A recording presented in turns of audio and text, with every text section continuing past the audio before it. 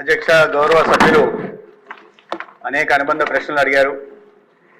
అయితే ఉపోద్ఘాతంగా నేను కొన్ని విషయాలు చెప్పాల్సి ఉంది. ఎందుకంటే స్వపక్షంలోనే విపక్షం తయారైంది. అది మంచిదే, ఎందుకంటే ప్రజా ఆరోగ్యం గురించి ఆలోచించి గౌరవ సభ్యులందరూ కూడా వారి నియోజకవర్గాల్లోని సమస్యల గురించి చెప్తున్నారు. అయితే నేను కూడా కొన్ని విషయాలు చెప్పాలి అధ్యక్ష.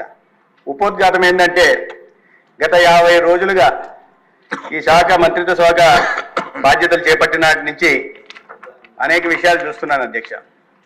నేను కూడా ఆరోగ్య శాఖ అంటే చాలా బాగుంటుంది, కూర్చోవడం, ఆదేశాలు ఇవ్వడం, డాక్టర్లతో రోజు మాట్లాడడం, పెద్ద పెద్ద టెర్మినాలజీ వాడడం అనుకున్నాను అధ్యక్ష. కానీ వచ్చి ఇప్పుడు దిగిన తర్వాత ఆ లోతు వెళ్ళే కొద్దీ వెళ్తానే ఉంది అధ్యక్ష, పాతంలోకి వెళ్ళే పరిస్థితి ఉంది అధ్యక్ష.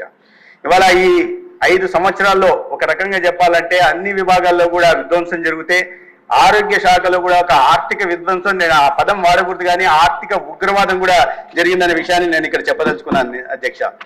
అనేక రకాల ప్రజారోగ్యం అత్యంత ముఖ్యమైన విభాగం అధ్యక్ష. 5,30,00,000 మందికి మంచి ఆరోగ్యాన్ని ఇవ్వాల్సిన బాధ్యత ప్రభుత్వం మీద ఉంటుంది. అయితే గత ప్రభుత్వం ఈ విషయాలన్నింటినీ పక్కన పెట్టి కేవలం అబద్ధ ప్రచారాలు చేసుకుంటూ తిమ్మిని బమ్మిని చేసి చెయ్యని వాటిని చేసినట్టుగా చెప్పుకుంటూ ఆర్భాటపు ప్రచారానికి పాల్పడింది. ఒక విప్లవాత్మకమైన మార్పులు ఆరోగ్య శాఖలో మేము తెచ్చామని చెప్పుకోవడం తప్ప వాస్తవ పరిస్థితులు దానికి భిన్నంగా ఉన్నాయి అధ్యక్ష. ఎటువంటి పరిస్థితులు ఉన్నాయంటే, ఇవాళ గౌరవ సభ్యులు చాలా మంది చెప్తున్నారు అనేక సిబ్బంది కొన్ని సంవత్సరాలుగా ఉన్నారని. ఎక్కడ చూసినా రాజకీయ జోక్యం అధ్యక్ష. ట్రాన్స్ఫర్లలో జోక్యం, నియామకాల్లో రాజకీయ జోక్యం. ఇటీవలే 5 మెడికల్ కాలేజీలకు సంబంధించి గతంలో ముఖ్యమంత్రిగా ఉంటున్న జగన్మోహన్ రెడ్డి గారు లేదా ఇంకొక మంత్రి పెద్దిరెడ్డి గారి నియోజకవర్గాల్లో కూడా నియామకాల్లో పూర్తి అవకతవకలు పాల్పడి వాళ్ళ ఇంట్లో పనిచేస్తున్న వాళ్ళని, చివరికి అప్లై చేయని వాళ్ళని కూడా నియమించి వాళ్ళ నియోజకవర్గాలకు సంబంధించి నియమించి అనేక రకాలైన అవకతవకలు పాల్పడలేదు. అటువంటి రాజకీయ జోక్యం కూడా ఈ విభాగంలో జరుగుతూ వచ్చింది అధ్యక్ష. కేంద్రం నుంచి పెద్ద ఎత్తున నేషనల్ హెల్త్ మిషన్ దగ్గర నుంచి కానీ, 15th ఫైనాన్స్ కమిషన్ దగ్గర నుంచి కానీ, ఇతర ఫైనాన్షియల్ టైఅప్ మెడికల్ కాలేజ్ నిర్మాణం కోసం నబార్డ్ నుంచి కానీ, లేదా స్పెషల్ అసిస్టెన్స్ కేంద్రం నుంచి ఫర్ క్యాపిటల్ ఇన్వెస్ట్మెంట్ గురించి కానీ వచ్చిన నిధులను కూడా దారి మళ్లించే ప్రయత్నం చేశారు అధ్యక్ష. ఎక్కడ కూడా ఆరోగ్యం మీద దృష్టి పెట్టకుండా ఆర్భాటం మీదే దృష్టి ఎక్కువ పెట్టడం జరిగింది. అదేవిధంగా మ్యాన్ పవర్ శాంక్షన్లో కానీ, రిక్రూట్మెంట్స్లో కూడా అనేక రకాలైన గ్యాప్స్ ఉన్నాయి అధ్యక్ష. ఎక్కడ చూసినా ఇవాళ బకాయిలు ఉన్న పరిస్థితి. ఏ ఆరోగ్యశ్రీలో 2,000 కోట్లకు పైగా బకాయిలు ఉన్నాయి. ఆరోగ్యశ్రీ అంటే మరి వైద్య సేవగా మనం మార్చాం. మెడికల్ కాలేజీలు 17 మెడికల్ కాలేజీలు కేంద్ర ప్రభుత్వం రాష్ట్రంలో ఒక నాణ్యమైన వైద్య విద్యను అందించాలని, ఒక బాధ్యత కలిగిన డాక్టర్లను తయారు చేయని ఉద్దేశంతో 17 మెడికల్ కాలేజీలు ఇస్తే మనం వాటిని చేయగలమా లేదా అని కాకుండా తీసేసుకున్నారు. ఆర్భాటంగా 17 మెడికల్ కాలేజీ అనుకున్నారు. కానీ ఇవాళ 17 మెడికల్ కాలేజీల్లో ఇప్పుడు 5 మొదలయ్యే అధ్యక్ష. కావాల్సిన 12లో 8,500 కోట్లు ఖర్చు పెట్టాల్సి వస్తే గత 5 సంవత్సరాల్లో కేవలం 2,000 కోట్లు మాత్రమే ఖర్చు పెట్టారు. ఇంకా చెల్లించాల్సిన బకాయిలు 800 కోట్లు దాకా ఉన్నాయంటే ఎటువంటి శ్రద్ధ ఈ రాష్ట్రంలో వైద్య కళాశాలల నిర్మాణం కోసం పెట్టారన్న విషయం మనం అర్థం చేసుకోవాల్సింది అధ్యక్ష. అదేవిధంగా అందుకని ఈ నియామకాల విషయాల్లో కూడా నేను సంబంధిత అధికారులందరినీ క్లారిఫికేషన్ అడగడం జరిగింది. ఒక రకం చెప్పాలంటే అధ్యక్ష, ఈ ఆరోగ్య శాఖని 5 సంవత్సరాల్లో అనారోగ్య శాఖగా మార్చేశారు. అంటే అనేక రకాలైన ఇబ్బందులు ఉన్నాయి. బాధ్యతాయుతమైన ప్రభుత్వం, ఆ బాధ్యతలో ఉన్న వాళ్ళు వాస్తవాలను ప్రజల్లోకి తీసుకెళ్లాల్సిన పరిస్థితి ఉంది. అనేక చోట్లకి డాక్టర్లు నోటిఫికేషన్లు వస్తున్నప్పటికీ కూడా డాక్టర్ల కొరత గురించి మాట్లాడారు, ముఖ్యంగా స్పెషలిస్టుల కొరత గురించి మాట్లాడారు. నోటిఫికేషన్ ఇస్తున్నప్పటికీ కూడా డాక్టర్లు స్పెషలిస్టులు ముందుకు రాని పరిస్థితి రాష్ట్రంలో నెలకొని ఉంది.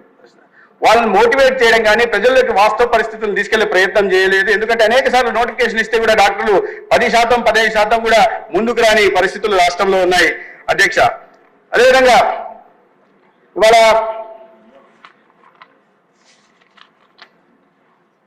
ఇంకా మీకు వేకెన్సీస్ ఎక్కువ కనిపించడానికి కూడా ప్రధాన కారణం ఏంటంటే అధ్యక్ష, నేషనల్ మెడికల్ కౌన్సిల్ గతంలో పాత నిబంధనల ప్రకారం ఒక్కొక్క మెడికల్ కాలేజీకి 706 సిబ్బంది కావాల్సి ఉంటే కొత్త నిబంధనల ప్రకారం 1300 కావాల్సి ఉంది అధ్యక్ష.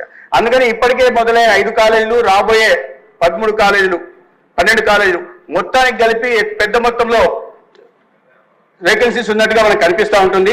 అయితే నేను గౌరవ సభ్యులు అడిగిన విషయాల్లోకి వెళ్లే ప్రయత్నం చేస్తాను.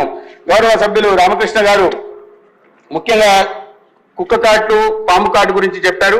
అయితే గత ఈ క్వార్టర్కి సంబంధించి మన ప్రభుత్వం వచ్చిన తర్వాత ఈ క్వార్టర్కి సంబంధించి అన్ని చోట్ల డిస్ట్రిక్ట్ మెడిసిన్ వేర్ హౌసెస్ లో తగిన మొత్తంలో వ్యాక్సిన్ చేర్చే ప్రయత్నం చేశాం. ఈ ఫస్ట్ క్వార్టర్ కి డిమాండెడ్ క్వాంటిటీ 26,002 అయితే మనం సప్లైడ్ క్వాంటిటీ 37,624 డోసులు ఉన్నాయనే విషయాన్ని నేను గౌరవ సభ్యునికి తెలియజేసే ప్రయత్నం చేస్తున్నాను. ఇప్పుడు కూడా స్టాక్ లో 24,314 యాంటీ స్నేక్ వీనమ్స్ ఉన్నాయి అధ్యక్ష. అదేవిధంగా యాంటీ రేబిస్ వీనం కూడా డిమాండెడ్ క్వాంటిటీ 1,11,911 అయితే మనం సప్లైడ్ క్వాంటిటీ 1,46,741 ఉంది. 69,174 ఇవాళ డిఎండబ్ల్యూలో డిస్ట్రిక్ట్ మెడిసిన్ వేర్ హౌసెస్ లో అందుబాటులో ఉన్నాయి అధ్యక్ష. అయితే వీటిని కింద స్థాయి దాకా ఉన్నాయా, పిఎస్సీల దాకా చేరాయా లేలా అనే విషయాన్ని కూడా పూర్తిగా ఒకసారి సమీక్ష చేసుకుని భవిష్యత్తులో ఎక్కడ కూడా ఒక ప్రాణం పోయే పరిస్థితి లేకుండా ఈ ప్రభుత్వం బాధ్యత తీసుకుంటుంది అధ్యక్ష. దాని గురించి నిరంతర సమీక్షలు చేయడం జరుగుతుంది. సంబంధిత అధికారులకు కానీ సంబంధిత వైద్యాధికారులకు కూడా చెప్పడం జరుగుతుంది. మన నిర్లక్ష్యం ఖరీదు ఒక ప్రాణం కాకూడదనే విషయాన్ని పదే పదే చెప్పి వాళ్ళ బాధ్యతను తెలియజేసే ప్రయత్నం కూడా చేస్తా ఉన్నాం అధ్యక్ష. అదేవిధంగా రాజమండ్రి గురించి ప్రత్యేకంగా గౌరవ సభ్యులు ప్రస్తావించారు. రాజమండ్రి గత సంవత్సరం మొదలైన మెడికల్ కాలేజ్ అధ్యక్ష. అందుకని అనేక స్పెషాలిటీ వేకెన్సీస్ ఉన్నాయి అక్కడ. వాటిని ఇవాళ నోటిఫికేషన్ ఇవ్వడం జరిగింది. తొందరలోనే వాటిని నియామకం చేసే ప్రయత్నం చేస్తాం అధ్యక్ష. అదేవిధంగా అనేక చిన్న విషయాలు కూడా చెప్పడం జరిగింది. అంబులెన్సులు లేవని, మౌలిక సదుపాయాలు లేదని, తర్వాత డాక్టర్లు లేని, నీళ్లు లేవని, టాయిలెట్ లేవని, ఇవన్నీ వాస్తవం అధ్యక్ష. ఎందుకంటే గత 5 సంవత్సరాలు ఈ ఆరోగ్య శాఖ పట్ల గత ప్రభుత్వం వహించిన నిర్లక్ష్యం కారణంగా ఇవాళ ఈ పరిస్థితులు నెలకొని ఉన్నాయి. వీటి అన్నిటి మీద నిరంతరం సమీక్ష జరుగుతూ ఉంది. ఎక్కడికక్కడ పై స్థానించి, ఎందుకంటే చాలా పెద్ద హ్యూజ్ నెట్వర్క్ కాబట్టి కింద దాకా వీటిని అన్ని సరిచేసి ప్రక్షాళన చేసి సరిచేసే కార్యక్రమం కూడా ఈ రాష్ట్రంలో గౌరవ ముఖ్యమంత్రి చంద్రబాబు నాయుడు గారి నాయకత్వంలో, గౌరవ ఉప ముఖ్యమంత్రి పవన్ కళ్యాణ్ గారి నాయకత్వంలో జరుగు తీరుతుంది. దీనికి కేంద్ర ప్రభుత్వ సహకారం కూడా నేషనల్ హెల్త్ మిషన్ ద్వారా సంపూర్ణంగా లభిస్తా ఉంది అధ్యక్ష. అదేవిధంగా గౌరవ ఇతర సభ్యులు కూడా చెప్పారు, సిఎస్సీలు పెట్టారు కానీ సిఎస్సీలో సిబ్బంది లేదని. గతంలో ఆర్భాటంగా సిఎస్సీని పెట్టేశారు. సిఎస్సీని ఏరియా హాస్పిటల్ చేశారు, ఏరియా హాస్పిటల్ని డిస్ట్రిక్ట్ హాస్పిటల్ చేశారు. కానీ చేస్తున్న క్రమంలో అక్కడ తగిన సిబ్బంది ఉందా లేదా, అక్కడ తగిన మౌలిక సదుపాయాలు ఉన్నాయా లేవా, అక్కడ ఎంత ఫుట్ఫాల్ ఉంటుంది, దానికి అనుగుణంగా మనం మౌలిక సదుపాయాలు కల్పన చేశామా లేదా అనే విషయాన్ని పరిగణలోకి తీసుకోకుండా అనాలోచితంగా నిర్ణయాలు తీసుకున్నారు అధ్యక్ష. గౌరవ సురేష్ గారు చెప్పారు, ఉదయగిరి గారు మాట్లాడారు. ఉదయగిరితో నాకు అనుబంధం ఉంది, నెల్లూరు జిల్లాతోనూ ఉదయగిరిలో ఎటువంటి వెనుకబడిన ప్రాంతము కూడా మాకు తెలుసు.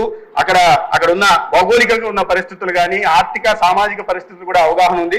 కాబట్టి తొందరలోనే వింజమూరులో మీరు అన్నట్టుగా వింజమూరు, దుత్తలూరులలో డయాలసిస్ సెంటర్లు పెట్టడానికి ప్రయత్నం ఖచ్చితంగా చేస్తాం. ప్రివెంటివ్ హెల్త్ కేర్ గురించి ప్రస్తావించారు. ప్రివెంటివ్ హెల్త్ కేర్ ఈ ప్రభుత్వం వచ్చిన మొదట్లోనే ముఖ్యంగా ఈ రాష్ట్రంలో అత్యధిక మంది క్యాన్సర్ బారిన పడి ఏటా 48,000 మంది చనిపోతున్న క్రమంలో రాష్ట్రంలో ఉన్న 5,30,00,000 మందికి oral cancer, breast cancer, cervical cancer screening చేస్తున్నాం అధ్యక్ష. దానివల్ల కింది స్థాయిలో ఎక్కువ ఖర్చు అయ్యే క్యాన్సర్ మహమ్మారి బారిన పడకుండా కింది స్థాయిలో డిటెక్ట్ చేయడం కోసం ప్రివెంటివ్ తీసుకుంటున్నాం. అదేవిధంగా విద్యార్థి దశలోనే ముందస్తు జాగ్రత్తలు తీసుకోవడం కోసం, ప్రివెంటివ్ మెజర్స్ తీసుకోవడం కోసం 68 లక్షల మందికి రాష్ట్రీయ బాల సురక్ష పథకం కింద కేంద్ర ప్రభుత్వం పథకం కింద 68 లక్షల మందికి కూడా స్క్రీనింగ్ చేసే ప్రయత్నం చేస్తున్నాం అధ్యక్ష.